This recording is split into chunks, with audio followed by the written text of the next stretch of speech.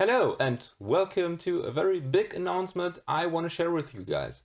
Because as of today, I'm an official KMA Audio Machines artist, or well, I'm endorsed by KMA Audio Machines. And I think that's a good time to show you my whole KMA Audio Machines collection and how I use it. So have fun. So we start with my most favorite KMA Machines pedal. It's the Deadstack. The Deadstack is a fuzz distortion hybrid with a 3-band EQ and some gain shaping options here. And I really like it. I use it all the time when I have a chainsaw sound and I'm searched for a complementary sound. It can also produce a nice chainsaw when you set the mid frequencies right. And it's so complementary. It just the chainsaw really shines. And I most recently used it on the upcoming Nightbearer release together with the Lone Wolf Audio Left Hand Breath Deluxe. And yes, I'm still endorsed by Lone Wolf Audio as well. So my favorite settings, I think mids around here, a nice boost. I prefer the sharp setting and most of the time low gain because the Deadstack has plenty gain and I like to play it in a driven amp. I always add some treble, although not as much as you can see here, and I slightly reduce the bass because this is, again, I'm not using it as a standalone sound, although it can of course do standalone tone. I use it as a complementary when I'm lacking, well, whatever. So awesome pedal.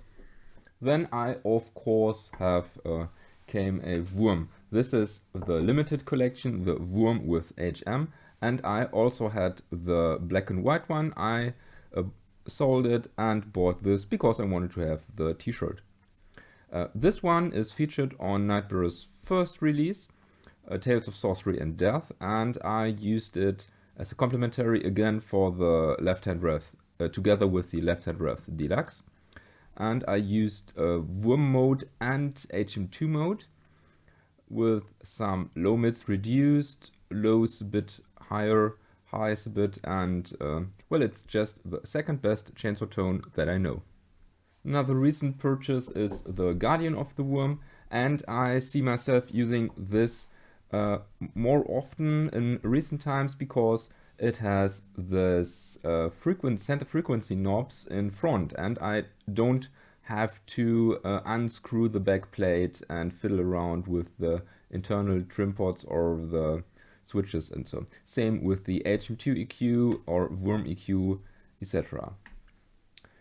It also has more functions than the Wurm, a blend and a gate and some FX loop, external trigger and so on that I don't really use except for blend sometimes and gate.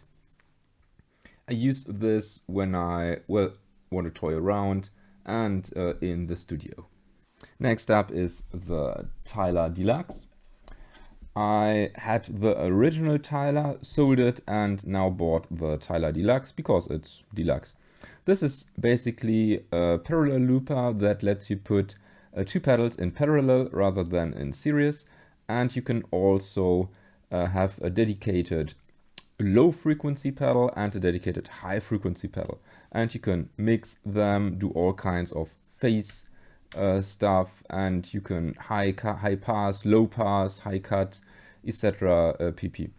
I use this most of the time for experimenting when I want to find a nice tone or a nice combination of pedals and I don't want to connect two amps. So two pedals first, and then I might add another amp to the occasion.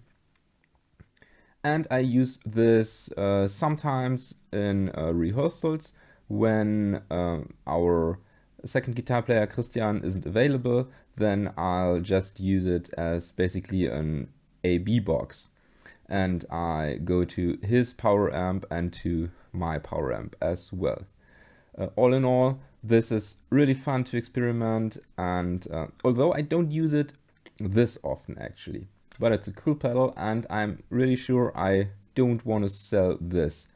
Well, until there's a Tala definitive deluxe edition or so. Next up is the KMA Logan. This is basically KMA's try on the ultimate drive pedal. It has again a 3-band EQ adjustable mid frequency, and you can even set the mids pre or post. That's really cool, and you can engage the here is the mids. You can engage the mids if you want, so you basically have two sounds. I use this as I would use a tube screamer, but with a different flavor here, because I think this sounds superior. So I use it to boost an amp, and I use it for solo stuff without the mids. And I could give it some chainsaw attitude if I set the mid frequency right. This should be around 1 o'clock here. And then I can get some chainsaw.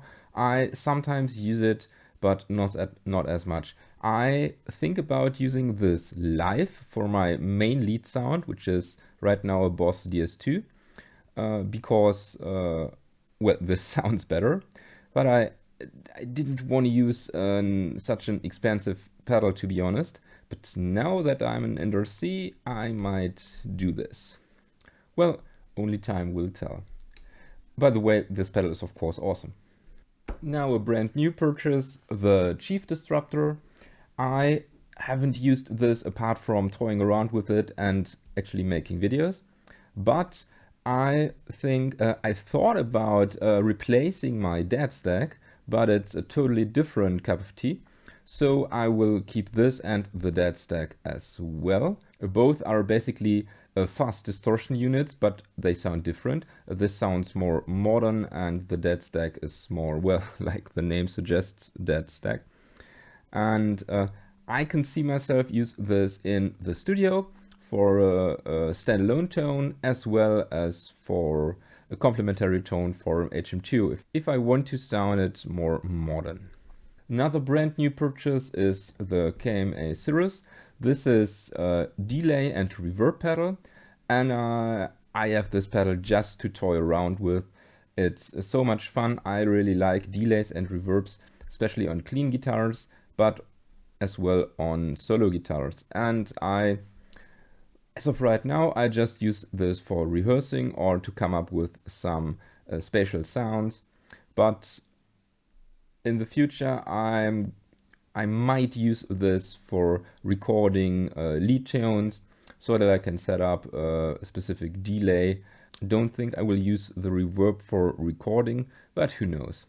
Apart from that, awesome, it's a fun pedal, so I just have fun with it. And the last KMA pedal that I own and actually rarely use, it's the Fuzzily Beer. It's a silicium fuzz pedal. I don't like fuzz pedals, so I haven't used it in a while. I use this if I use it for a center guitar tone in slow songs in the studio, or if the band that I mix or produce wants this specific sound. However, I really want to try it out with the 8-ball EQ and see how well it does the chainsaw tone with the, well, left-hand breath EQ and a fuzz in front of it.